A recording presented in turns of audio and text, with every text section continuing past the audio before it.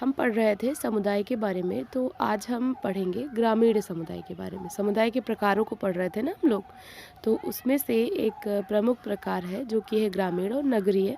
तो आज हम पढ़ेंगे ग्रामीण समुदाय, इससे संबंधित कुछ परिभाषाएं और बाकी कुछ चीज़ें जो कि हम जानेंगे। तो सबसे पहले देख लेते हैं प्रमुख समाजशास्त्रियों ने ग्रामीण समुदाय के बारे में क्या क्या चीज़ें बताई हैं। आपके एक समाजशास्त्री है D.N. मजूमदार, ठीक है। इनकी एक पुस्तक थी caste and communication in an Indian village, बहुत ही महत्वपूर्ण पुस्तक है। Caste and communication in an Indian village किसकी है? D.N. मजूमदार की। तो इसमें इन्होंने कहा कि गांव एक संपूर्ण जीवन विधि है। ये जो कथन है अपने आप में संपूर्ण ग्रामीण समुदाय का वर्णन करने में सक्षम है। गांव एक संपूर्ण जीवन विधि है। जीवन विधि का मतलब है कि जो ग्रामीण समुदाय होते हैं वो अपने आप में ही खुद में ही एक अपनी अलग तरीके की उनकी लाइफ स्टाइल होती है, अपनी अलग तरीके की उनकी संस्कृति होती है, उनका रहन सहन होता है, सब कुछ वो अपने आप में ही एक खुद की जीवन विधि है, ठीक है। ये चीज़ बोली है D.N. मजूमदार ने। चार्ल्स मेटकाफ ने माना है कि ग्रामीण समुदाय छोटे छोटे गणराज्य हैं। गणराज्य उसको बोला जाता है जो कि अपने आप में संप्रभु हो, अपने आंतरिक डिसीजन लेने के लिए और खुद में आत्मनिर्भर हो, किसी दूसरे पे डिपेंड ना हो, तो उसको बोला जाता है कि वो गणराज्य है, ठीक है। जैसे हमारा भारत देश, तो इन्होंने गांव को छोटे छोटे गणराज्य कहा है। क्यों कहा है? क्योंकि ये बिल्कुल अपने आप में ही पूर्णतः आत्मनिर्भर होते हैं, ठीक है। गांव अपनी आवश्यकता के लिए खुद में ही अपनी आवश्यकताओं को पूरा करते हैं। जैसे प्राचीन समय में क्या होता था, जजमानी प्रथा होती थी, तो सेवा के बदले सेवा, वस्तु के बदले वस्तु, इस तरीके से विनिमय के माध्यम से वो लोग अपनी आवश्यकताओं को पूरा कर लेते थे। अब चूँकि कृषि होती थी तो बहुत ज़्यादा जटिल अर्थव्यवस्था भी नहीं थी, तो आसानी से वो सब अपनी जो मूलभूत आवश्यकताएं हैं उनको पूरा कर लेते थे। सिंपल जीवन होता था। तो ये सारी चीज़ों की वजह से जो ग्रामीण लोग थे तो उनका जीवन बहुत ज़्यादा आत्मनिर्भर था। वो अपनी आवश्यकताओं के लिए किसी पर डिपेंड नहीं रहते थे, ठीक है। अब जैसे शहरों में है तो आपको यदि अनाज चाहिए तो वो अनाज कहाँ से आता है? किसान के घर से आता है, तो वो चीज़ें। लेकिन इनका जो विचार है कि ग्रामीण समुदाय आत्मनिर्भर है और छोटे गणराज्य हैं, इस विचार का फिर बाद में M.N. श्रीनिवास और S.C. दुबे इन्होंने अध्ययन किया और खंडन किया इस विचार का। इन्होंने कहा कि ऐसा नहीं है। वर्तमान समय में गांव में बहुत सारे संरचनात्मक परिवर्तन आ चुके हैं और वर्तमान समय में जो विशेषताएं हमें गांव में देखने को मिल रही हैं उनके अकॉर्डिंग ग्रामीण समुदाय आत्मनिर्भर नहीं रहे हैं। कुछ हद तक देखा जाए तो ये बात सही भी है। अब किसान को जो उर्वरक है वो लेने हैं तो उसके लिए शहर से संपर्क करना होगा। आधुनिक जो टेक्नोलॉजी है, जो भी यंत्र हैं या कुछ भी लेना है तो उसके लिए शहर से संपर्क करना होगा। जो उनका अनाज है वो उनको बेचना है तो इसके लिए वो उनको शहर से संपर्क करना पड़ेगा। तो आत्मनिर्भरता नहीं रही है, वो भी अपने कामों के लिए दूसरों पे थोड़ा थोड़ा डिपेंड हुए हैं, मतलब शहरों पे थोड़ा थोड़ा डिपेंड हुए हैं। तो अभी इन्होंने इस विचार का खंडन किया कि पूर्णतः आत्मनिर्भर नहीं है, और पूर्णतः आत्मनिर्भर माना किसने है? चार्ल्स मेटकाफ ने। A.R. देसाई, इन्होंने माना है कि जो भारतीय गांव है ये एक तरीके की प्रयोगशाला है। प्रयोगशाला क्यों?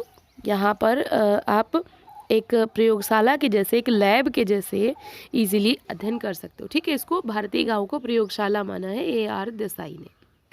बोगार्ट्स ने ग्रामीण समुदायों को प्राथमिक समूहों का विस्तृत रूप माना और कहा कि यहाँ पर मनुष्य का पालन पोषण होता है, ठीक है। क्या है? जो ग्रामीण समुदाय है या प्राथमिक समूहों का ही विस्तृत रूप है। प्राथमिक समूहों में कौन कौन आता था? आपका परिवार आता था, आपका पड़ोस आता था। और अगर आप ग्रामीण समुदायों को ठीक तरीके से देखोगे तो वहाँ पर बहुत ज़्यादा जटिलताएँ नहीं है। वहाँ पर भी व्यक्ति का परिवार, उसकी नातेदारी के लोग, उसके पड़ोसी, उसके मित्र समूह, बस यही होता है। तो विस्तृत रूप है प्राथमिक समूहों का। ये किसने माना? बोगार्ट्स ने। रॉस ने माना है कि ग्रामीण समुदाय के जो लोग होते हैं ये ज़्यादा राष्ट्रवादी और देशभक्त होते हैं। इनके अंदर जो देशभक्ति की जो भावना है, जो राष्ट्र के प्रति जो प्रेम की भावना है, जो हम की भावना है, वो ज़्यादा होती है। किसने कहा? रॉस ने। एम.एन. श्रीनिवास ने एक कोटेशन दिया है, अब गाँव की जो आत्मनिर्भरता है ये एक दिखावा है या मिथक है। तो जैसे मैंने अभी समझाया कि इन्होंने कहा कि वर्तमान समय में गाँव पूर्णतः आत्मनिर्भर नहीं रहे हैं, अब वो दूसरों पर यानी शहरों पर भी डिपेंड होने लगे हैं अपनी आवश्यकताओं की पूर्ति के लिए। तो अब गाँवों की आत्मनिर्भरता एक सिर्फ मिथक बन के रह गई है, एक दिखावा बन के रह गई है, ठीक है, पूर्णता नहीं है। P.H. लैंडिस ने बताया, इन्होंने एक तरीके से गांव की परिभाषा दी है कि ग्रामीण वो क्षेत्र है जिसके निवासी प्रत्यक्ष रूप से प्रकृति पर निर्भर हैं, जिसका आकार सीमित है और जिसमें घनिष्ठ एवं प्राथमिक संबंध पाए जाते हैं, ठीक है।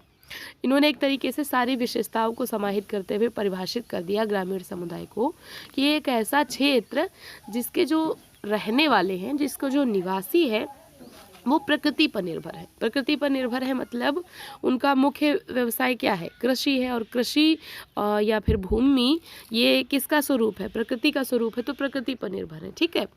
और आकार सीमित है, बहुत ज़्यादा जनसंख्या नहीं होती है। आकार सीमित है मतलब इनकी जो जनसंख्या है जनरली 500 से 5000 के बीच में होती है। गांव बहुत बड़ा हुआ तो 5000, नहीं तो छोटे छोटे गाँव की जनसंख्या बहुत ही इससे भी कम होती है। इनमें जो रिश्ते हैं वो प्राथमिक होते हैं, क्लोज रिलेशन पाई जाती है, ठीक है, घनिष्ठ और प्राथमिक संबंध पाए जाते हैं। तो ये परिभाषा दी है P.H. लैंडिस ने, ये पूछ सकता है, ये सारी परिभाषाएं आप याद कर लेना। अब हम देखते हैं ग्रामीण समुदाय की विशेषताएं, हम कैसे आइडेंटिफाई करेंगे। तो जो ग्रामीण समुदाय होते हैं तो पहली विशेषता ये होती है कि उनका जीवन बहुत ही सरल और सादा होता है। ज़्यादा बाहरी दिखावे में जो ग्रामीण लोग हैं वो बिलीव नहीं करते हैं, बहुत ही simple living and high thinking में भरोसा करते हैं कि मेहनत से रहो, अच्छे से करो, ज़्यादा शो ऑफ वाली चीज़ें वहाँ पे नहीं होती, जो भी है रियल देखने को मिलता है, ठीक है। तो सरल और सादा जीवन होता है, बहुत ज़्यादा शो ऑफ वाली चीज़ें, इन चीज़ों में वो लोग भरोसा नहीं करते हैं। जीवन यापन मुख्यतः कृषि पर निर्भर होता है।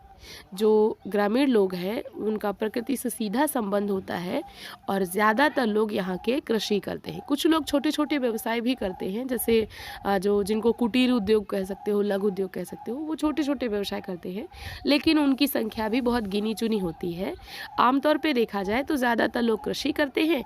जिनके पास कृषि नहीं है तो वो या तो मजदूरी पर खेती में ही काम करते हैं या फिर बटाई पर खेती लेकर के कार्य करते हैं। तो जो जीवन यापन है वो कृषि पर ही निर्भर होता है। संयुक्त परिवार पाए जाते हैं।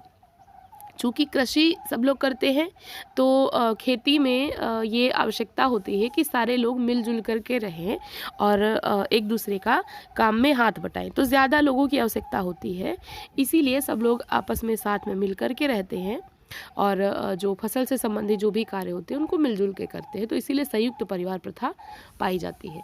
जजमानी प्रथा पाई जाती है। वैसे अब ये कुछ हद तक ख़त्म हो रही है, लेकिन अभी भी गांव में ये जजमानी प्रथा देखने को मिल सकती है। जो विवाह समारोह होते हैं उनमें अभी भी ये प्रथा देखने को मिलती है। प्रकृति से बहुत ही घनिष्ठ संबंध होता है। कृषि पे जीवन यापन है तो प्रकृति से जाहिर सी बात है बहुत ही क्लोज्ड रिलेशन होता है, बहुत ही घनिष्ठ संबंध होता है। प्राथमिक और घनिष्ठ संबंध पाए जाते हैं, परिवार के लोगों में हो, चाहे पड़ोस के लोगों में हो, चाहे गांव के जो दूसरे लोग हैं उनके साथ हो। बनावटी रिश्ते नहीं होते हैं। अगर किसी से बात हो रही है तो क्लोजली होगी, अगर नहीं हो रही है तो नहीं हो रही है। मतलब जो प्राथमिक और जो घनिष्ठ रिश्ते हैं वो पाए जाते हैं। सिर्फ फॉर्मेलिटी निभाने के लिए हाय हेलो नहीं होती है, ऐसा देखने को मिलता है। आत्मनिर्भरता पाई जाती है ग्रामीण समुदायों में। वो अपनी आवश्यकताओं के लिए देखा जाए तो मेनली खुद ही अपनी आवश्यकताओं को पूरा कर लेते हैं। जैसे उनकी जो अनाज संबंधी आवश्यकता है, उनके जो रहन सहन की जो भी व्यवस्था है, वो सब कुछ आपस में मिलजुल करके ही कर लेते हैं। तो आत्मनिर्भरता पाई जाती है। धर्म और प्रथाओं की बहुलता होती है। जो ग्रामीण लोग होते हैं वो प्रथाओं में, परंपराओं में बहुत ज़्यादा भरोसा करते हैं और बुजुर्गों का बहुत ज़्यादा सम्मान करते हैं। तो इसलिए धर्म और प्रथाओं की बहुलता वहाँ पे पाई जाती है। एक विशेषता और है जो कि एक तरीके से कह सकते हैं बुराई है कि अशिक्षा देखने को मिलती है और स्त्रियों की जो परिस्थिति है वो बहुत ही निम्न होती है। ये आज भी गांव में है। बहुत ही कम लोग, अब तो खैर ये प्रतिशत जो है उसमें बढ़ोतरी भी देखने को मिली है, लोग पढ़ाई लिखाई पे ध्यान दे रहे हैं, बट फिर भी अभी भी ग्रामीण क्षेत्रों में अशिक्षित लोगों का भरमार है। और जो स्त्रियां हैं वो यदि खुद से कुछ करना चाहती हैं या आगे बढ़ना चाहती हैं तो उनको प्रमोट नहीं किया जाता है, उनको अच्छी नज़र से नहीं देखा जाता है, उनकी स्थिति बहुत ही निम्न समझी जाती है। ऐसा माना जाता है कि बचपन में पिता के घर, शादी हो गई तो पति के घर, बुढ़ापे में अपने बेटे के घर, यही उनका धर्म माना जाता है और इसी में उनकी पूरी लाइफ कट जाती। तो ये वाली मेंटलिटी वहाँ पे रहती है ग्रामीण समुदायों में। तो ये एक तरीके की बुराई है बट विशेषता भी है। बर्ट्रैंड ने बताया है कि कृषि द्वारा जीवन यापन, कम आय और कम जनसंख्या घनत्व, ये 3 विशेषताएं बताई हैं ग्रामीण समुदाय की। कि एक तो जो जीवन यापन है यानी जो उनकी आय का स्रोत है वो कृषि होती है, और अब कृषि है तो खेती से इतना ज़्यादा तो इनकम होती नहीं है, तो उनकी इनकम बहुत ही कम होती है। जनसंख्या का घनत्व तो कम होता है, मतलब प्रति वर्ग किलोमीटर के हिसाब से अगर देखा जाए तो जनसंख्या का घनत्व कम होता है। ठीक है, अब देखते हैं गाँवों के प्रकार। कुछ कुछ समाजशास्त्रियों ने बताए हैं, जैसे एस.सी. दुबे ने बताए हैं गांव के 6 प्रकार। एक होता है, इन्होंने किन किन आधार, एक तरीके से इन्होंने आधार बताए हैं, 6 आधारों पर 6 प्रकार। ठीक है, तो इसको आप कह सकते हो। पहला बताया है आकार, जनसंख्या, भू क्षेत्र के आधार पर गांव। ठीक, दूसरा बताया है भू स्वामित्व के आधार पर। तीसरा बताया है प्रजातीय तत्व एवं जातियों के आधार पर। चौथा बताया है अधिकार एवं सत्ता के आधार पर। पांचवा है दूसरे समुदाय से दूरी के आधार पर। और छठा है स्थानीय परंपरा के आधार पर। तो ये 6 प्रकार के गांव इन्होंने 6 आधार बताए हैं एक तरीके से, इन्हीं के आधार पर इन्होंने गांव का वर्गीकरण किया है। ठीक है, सोरोकिन, जिमरमैन और गालपिन, इन्होंने 2 प्रकार के गांव बताए हैं, केंद्रित गांव और विकेंद्रित गांव। सोरोकिन का पूछता अकेले तो भी यही माना जाएगा, केंद्रित और विकेंद्रित। ठीक है, 2 इन्होंने बताए हैं। इरावती कर्वे ने 3 प्रकार बताए हैं, समूह या व्यक्तिवादी गांव, दूसरा बताया है पंक्तिनुमा गांव, और तीसरा बताया है हैमलेट, इसको बोलते हैं गुच्छेदार या खेड़ा गांव। ठीक है, ये 3 प्रकार बताए हैं, एक तो समूह या व्यक्तिवादी गांव, दूसरा पंक्तिनुमा गांव, और तीसरा हैमलेट या फिर खेड़ा गांव। B.R. चौहान ने 4 प्रकार बताए हैं। इन्होंने बताया है एक जाति एक गांव, एक जाति अनेक गांव, अनेक जाति अनेक गांव, और अनेक जाति एक गांव। एक तरीके से इन्होंने जाति के आधार पर वर्गीकरण किया है। तो ये कुछ प्रमुख समाजशास्त्रियों के वर्गीकरण है। इसके अलावा जो भारतीय सरकार है उसने भी गांवों का वर्गीकरण किया है। तो भारतीय सरकार के अनुसार अगर हम देखें तो 500 से लेकर के 5000 तक की जनसंख्या वाला जो क्षेत्र है उसको भारत सरकार ने ग्रामीण समुदाय के अंतर्गत रखा है। मतलब 500 से 5000 के बीच में, इससे ज़्यादा होगा तो फिर उसको कस्बा, और फिर उससे ज़्यादा होगा तो फिर उसको नगर माना जाएगा। ठीक है, तो 500 से 5000। अब एक क्वेश्चन और पुटअप हो सकता है, सर्वाधिक गांव कहाँ पर पाए जाते हैं, मतलब कौन से प्रदेश में पाए जाते हैं। तो सर्वाधिक गांव पाए जाते हैं यूपी में। और अगर ये पूछता है कि सर्वाधिक ग्रामीण जनसंख्या, मतलब वहाँ पर नगरों की जो संख्या है वो बहुत ही कम है, तो कहाँ पर नगरों की संख्या सबसे कम है, तो वो है आपका हिमाचल। ठीक है, वहाँ पर नगरों की संख्या बहुत ही कम है, 1-2-4 गिने चुने नगर हैं, बाकी बहुत ही कम है वहाँ पर। और सर्वाधिक गांव कहाँ पर है, यूपी में है। ठीक, तो बहुत ही फेमस कोट्स हैं जो कि बहुत इंपॉर्टेंट है, आप इनको नोट करते हुए चलिएगा। लुइस विर्थ एक बहुत ही प्रसिद्ध समाजशास्त्री हैं जिन्होंने नगरवाद का कॉन्सेप्ट दिया है, जो नगरीय लोगों की जीवन शैली है उसको एक बताया है कि वो एक अलग ही कॉन्सेप्ट है। ठीक है, जैसे आपके मजूमदार है तो इन्होंने ग्रामीण समुदाय को एक पूरी जीवन विधि बता दिया, ऐसे ही लुइस विर्थ थे। तो इन्होंने नगरीय समुदाय को परिभाषित करते हुए कहा कि वो क्षेत्र जहाँ पर सामाजिक भिन्नता वाले व्यक्तियों के वृहद घने बसे हुए स्थायी निवास हो। ठीक है, एक ऐसा एरिया जहाँ पर लोगों के अंदर बहुत ज़्यादा सामाजिक भिन्नता हो, स्थायी रूप से रहते हों और जो जनघनत्व है वो बहुत ज़्यादा हो, ठीक है। तो उसको इन्होंने कहा है कि ये क्या कहलाएगा, नगरीय समुदाय कहलाएगा। टॉनीज और सिमल ने बताया कि जहाँ पर हमको सामुदायिक भावना की अभाव का फीलिंग आए, कि जो वी फीलिंग है वो नहीं है। वी फीलिंग क्यों नहीं होती है? क्योंकि कोई किसी क्षेत्र से आके रह रहा है, कोई किसी क्षेत्र से आके रह रहा है, कुछ लोगों का व्यवसाय दूसरा है, कुछ लोगों का व्यवसाय दूसरा है, तो इस वजह से फिर सामुदायिक भावना का अभाव होता है। तो इस वजह से नगरीय क्षेत्रों में सामुदायिक भावना नहीं पाई जाती या बहुत ही कम पाई जाती है। चार्ल्स बर्गल का मानना था कि जहाँ के अधिकतर निवासी कृषि कार्य के अतिरिक्त अन्य उद्योग धंधों में व्यस्त हों, ठीक है, मतलब अन्य उद्योग धंधे सामान्यतः प्रचलित हों रेदर देन कि वो लोग खेती कर रहे हैं। सेम परिभाषा विलकॉक्स की है, लेकिन उन्होंने थोड़ा सा वर्ड का हेर फेर है कि जहाँ कृषि के अतिरिक्त अन्य व्यवसाय प्रचलित हो। बात वही है, लेकिन बस शब्दों का उलटफेर है। तो जब भी ऐसी ही दो सेम परिभाषाएं आए तो वहाँ पर आप एक एक वर्ड को पकड़ के डिफ्रेंशिएट कर सकते हो। जैसे इन्होंने क्या कहा, अन्य उद्योग धंधों में व्यस्त हो, उन्होंने क्या कहा है, अन्य उद्योग धंधे प्रचलित हो। तो ये छोटे छोटे शब्द को पकड़ करके आप इन दोनों में अंतर कर सकते हो।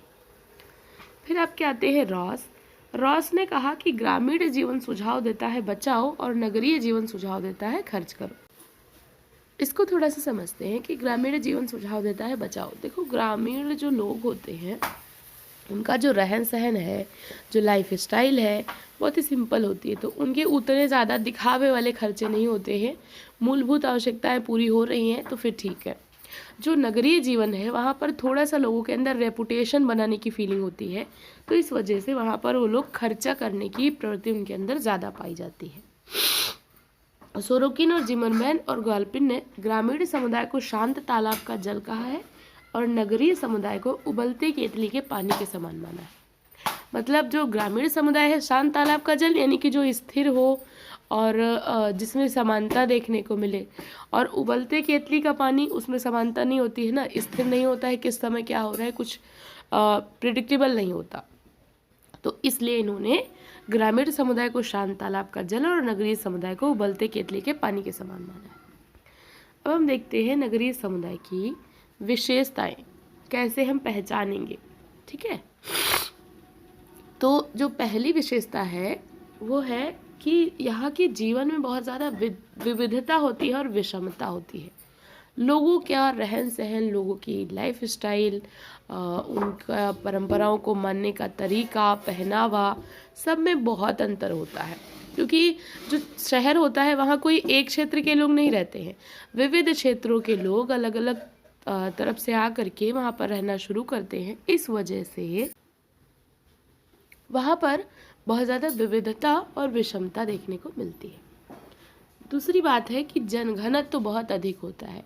गाँव में प्रति वर्ग किलोमीटर जनघनत्व तो बहुत कम होता है, लेकिन नगरों में चूँकि वहाँ पे दो चीज़ें होती हैं, रोजगार के साधन उपलब्ध होते हैं, दूसरे वहाँ की जो सुख सुविधाएं हैं बहुत ज़्यादा मतलब आकर्षक लाइफ स्टाइल होती है, तो लोग वहाँ पे भागते हैं, ठीक है। पुश फैक्टर, पुल फैक्टर, दो चीज़ें होती हैं जो कि नगरों की तरफ जनसंख्या बढ़ाने में बहुत ज़्यादा योगदान देती हैं। एक तो रोजगार के आकर्षक साधन मौजूद हैं और दूसरा वहाँ पे जो उनकी लाइफ स्टाइल है वो भी लोगों को अपनी तरफ अट्रैक्ट करती है। थर्ड है शिक्षा और संस्कृति का केंद्र। जो नगर होते हैं ये शिक्षा और संस्कृति का केंद्र माने जाते हैं और यहाँ पर ही मुख्यतया प्राचीन काल से देखो तो प्राचीन काल में ही जो शिक्षा और संस्कृति का केंद्र थे वो नगर रहे थे। मानव सभ्यता के पोषक माने जाते हैं नगर, और यहाँ पर व्यावसायिक रूप से बहुत ज़्यादा विविधता देखने को मिलती है। ऐसा नहीं है कि गांव के जैसे सब लोग खेती कर रहे हैं तो खेती कर रहे हैं, व्यावसायिक विविधता होती है, कोई कुछ कार्य कर रहा है, कोई कुछ कार्य कर रहा है, तो डिफरेंट चीज़ें रहती हैं। द्वितीयक संबंधों की बहुलता होती है, क्योंकि जो जनघनत्व तो है बहुत अधिक होता है, इतने ज़्यादा लोग हैं प्लस अपरिचित हैं, तो फॉर्मल रिलेशन होते हैं, प्राथमिक संबंध नहीं होते, कोई घनिष्ठ संबंध नहीं होते हैं, लोग अपना द्वितीयक संबंधों के द्वारा ये सारी चीज़ें रहती हैं। धर्म का कम महत्व हो जाता है और जो राजनीतिक गतिविधियाँ होती हैं वो बढ़ जाती हैं। अब जैसे अभी वर्तमान में देख लो या प्राचीन काल में देख लो, तो जो राजनीतिक केंद्र थे वो नगर ही हुआ करते थे। धर्म का महत्व वहाँ पे कम हो जाता था, क्योंकि लोगों के अंदर शिक्षा थी तो तार्किकता ज़्यादा आ जाती थी, और जहाँ भी तर्क आ जाएगा वहाँ पर धर्म और धार्मिक प्रथाएं परंपराएं कमज़ोर पड़ने लगती हैं। तो धर्म का कम महत्व होता था और राजनीतिक गतिविधियों का केंद्र होते थे। यहाँ पर AR देसाई हैं, इन्होंने मलिन बस्तियों को आंतरिक ग्राम कहा है। मलिन बस्तियाँ जो शहरों में जो स्लम्स होते हैं उनको आंतरिक ग्राम की संज्ञा दी है। आपके टॉनीज है एक, इन्होंने समुदाय से संबंधित एक बहुत ही इम्पोर्टेंट सा कॉन्सेप्ट दिया है, जेमिन सॉफ्ट और जेसल सॉफ्ट। ठीक है, इसको भी थोड़ा सा समझ लेते हैं। तो वही चीज़ें हैं, एक तरीके से इन्होंने नाम बदल दिया है। टॉनीज ने समुदायों को बोला है कि ये जेमिन सॉफ्ट है, और जो समितियां होती हैं इसको बोला है जेसल सॉफ्ट। ठीक है, जो समुदाय जहाँ पर जैसे ग्रामीण है, बहुत ज़्यादा घनिष्ठ संबंध, सिंपली आप समझ लो कि जेमिन सॉफ्ट में घनिष्ठ संबंध पाए जाते हैं, प्राथमिक संबंध पाए जाते हैं, बहुत ज़्यादा जनघनत्व तो नहीं होता है, और लोगों में जो उनकी लाइफ स्टाइल है वो लगभग समान होती है। ये सारी चीज़ें जेमिन सॉफ्ट में, तो एक तरीके से कह सकते हो कि जो ग्रामीण समुदाय है उसका प्रतिनिधित्व करता है। जो जेसल सॉफ्ट है या जो समिति है वहाँ पर द्वितीयक संबंध पाए जाते हैं, हम की भावना नहीं होती है। लोगों के अंदर जो संबंध होते हैं वो संविदात्मक होते हैं। ठीक है, संविदात्मक मतलब कॉन्ट्रैक्ट बेसिस होते हैं कि हमारी कुछ आवश्यकताएं हैं, वो पूरी हो रही हैं तो रिलेशन है, नहीं पूरी हो रही है तो फिर वो रिलेशन नहीं है। तो द्वितीयक संबंध होते हैं संविदात्मक, यानी कॉन्ट्रैक्ट बेसिस पे रिलेशन होते हैं। तो समुदाय को जेमिन सॉफ्ट और समिति को जेसल सॉफ्ट बोला है। ठीक है, ऐसे नगरों को लेकर के कई सारी परिभाषाएं और भी बहुत सारी हैं, बट उतना ज़्यादा डेप्थ में आपसे पूछता नहीं है, तो हम उतना ही पढ़ेंगे जितना हमारे एग्जाम ओरिएंटेड है। तो अब हम थोड़ा सा डिफरेंशिएट करते हुए तीनों को, क्योंकि 3 कॉन्सेप्ट हमने पढ़े, समुदाय, समिति और संस्था, इनमें डिफरेंट क्या है। क्योंकि वैसे तो अभी जब एक एक पढ़ रहे हो तो लगता है कि समझ आ गया, लेकिन जब तीनों मिक्स हो जाएंगे तो लगेगा कि समझ ही नहीं आया। तो इसीलिए मैंने ये चार्ट बनाया है, इसके थ्रू अगर आप पढ़ेंगे तो आपको इजी लगेगा। अंतर करते हुए हम समझते हुए चलेंगे कि इनमें डिफरेंट क्या है। तो देखिए, तीनों को मैंने लिखा हुआ है, कॉलम है, उधर अंतर का आधार है। तो पहला अंतर का आधार है कि व्यक्तियों का समूह, इसमें से कौन सा होता है जो कि व्यक्तियों का समूह है। तो समुदाय व्यक्तियों का समूह होता है, समिति व्यक्तियों का समूह होता है, लेकिन संस्था व्यक्तियों का समूह नहीं होती है। ये किसका समूह होती है? नियमों और कार्यप्रणालियों से बनती है। ठीक है, तो ये व्यक्तियों का समूह नहीं होती है।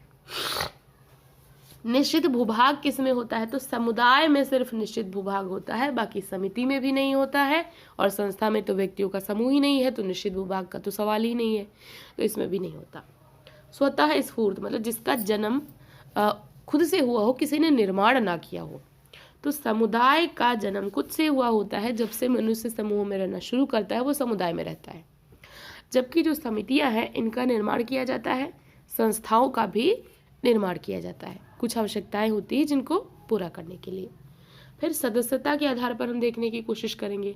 तो समुदाय का चूंकि निर्माण किसी ने नहीं किया होता है, वो पहले से विद्यमान होता है, तो उसकी जो सदस्यता है वो अनिवार्य होती है। व्यक्ति ने जन्म लिया तो जन्म ही किसी न किसी समुदाय में लेगा, चाहे जिस भी समुदाय में ले, लेकिन उसका जन्म ही किसी न किसी समुदाय में हुआ होगा, तो अनिवार्य सदस्यता होती है।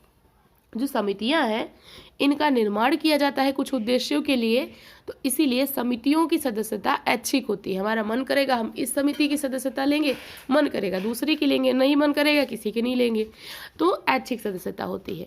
जबकि जो संस्था होती है इसके सदस्य आप नहीं बन सकते, तो इसमें सदस्यता नहीं होती है, क्योंकि आप नियमों और कार्यप्रणालियों, कार्यविधियों के सदस्य कभी भी नहीं बन सकते।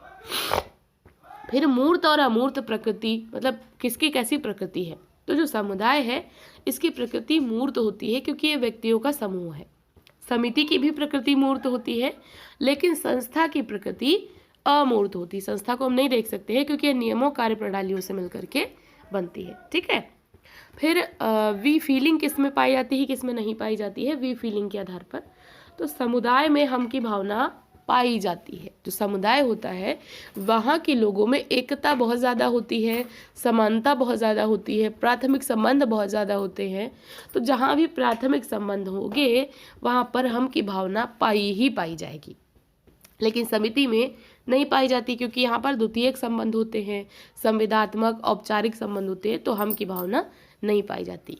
और यहाँ पर तो सदस्यता ही नहीं है, संस्था में जब सदस्यता ही नहीं है तो वी फीलिंग कहाँ से पाई जाएगी।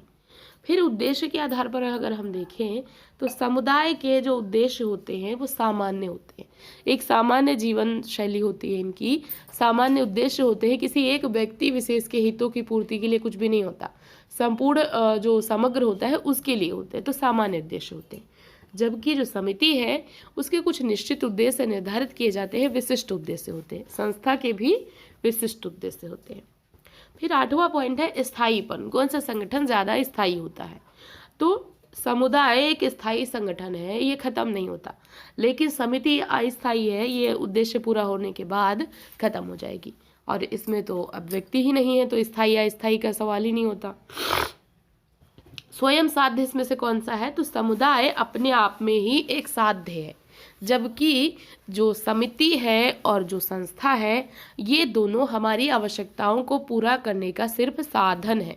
ये खुद में साध्य नहीं है, ये एक तरीके का साधन है हमारी नीड्स को पूरा करने के लिए। ठीक है, अब एग्जाम्पल के थ्रू हम देखेंगे तो हमें ज़्यादा समझ में आएगा। तो कौन कौन से चीज़ों को हम समुदाय मानेंगे? तो समुदाय में हम रख सकते हैं गाँव को, राष्ट्र को और जनजातीय समुदायों को। ठीक है, गाँव में आप देखोगे तो प्राथमिक संबंध है, अनिवार्य सदस्यता है, राष्ट्र है, वी फीलिंग पाई जाती है, निश्चित क्षेत्र होता है, जनजातीय समुदाय है, इसमें भी ऊपर की जितनी भी विशेषताएं हैं ये सारी की सारी पाई जाती हैं। फिर समिति का कौन कौन सा उदाहरण है? तो समिति में आप क्या जाते हैं? विद्यालय, फिर परिवार है, राजनीतिक दल है, हॉस्पिटल है, मंदिर है, मस्जिद है, चर्च है, फिर बैंक है, निगम है, श्रमिक संघ है, ये सारे के सारे समिति में आ जाते हैं। अब आप बोलोगे कि विद्यालय में ये विद्यालय समिति कैसे हुआ? तो विद्यालय एक समिति है। अगर पूछता है पढ़ाई करने के तरीके या वहाँ का कैरिकुलम, तो वो संस्था माना जाएगा। ठीक है, ऐसे ही परिवार एक समिति है, लेकिन परिवार में जो नियम है, जो कार्य करने के, जो श्रम विभाजन के जो भी नियम हैं वो संस्था के अंतर्गत आ जाएंगे। राजनीतिक दल है तो राजनीतिक दल एक तरीके की समिति के अंदर आएगा, लेकिन आप कह लो वोटिंग पद्धति, तो वोटिंग पद्धति संस्था मानी जाएगी। ठीक है, तो ये थोड़ा सा डिफरेंट है कि जिनमें व्यक्तियों की सदस्यता होगी वो समिति है, जिसको हम देख सकते हैं वो समिति है, और जहाँ भी नियम और कार्यप्रणालियाँ हैं वहाँ पर संस्था है। ऐसे ही अस्पताल है तो अस्पताल एक समिति है, लेकिन इलाज करने का तरीका ये संस्था में आ जाएगा। मंदिर, मस्जिद, चर्च ये सब समिति में आएंगे, लेकिन पूजा करने का तरीका ये संस्था में आ जाएगा। ठीक है, अब बैंक, निगम, श्रमिक संघ, इनमें ये सब समितियां हैं, लेकिन इनके कार्य करने के तरीके ये संस्था में आ जाएंगे।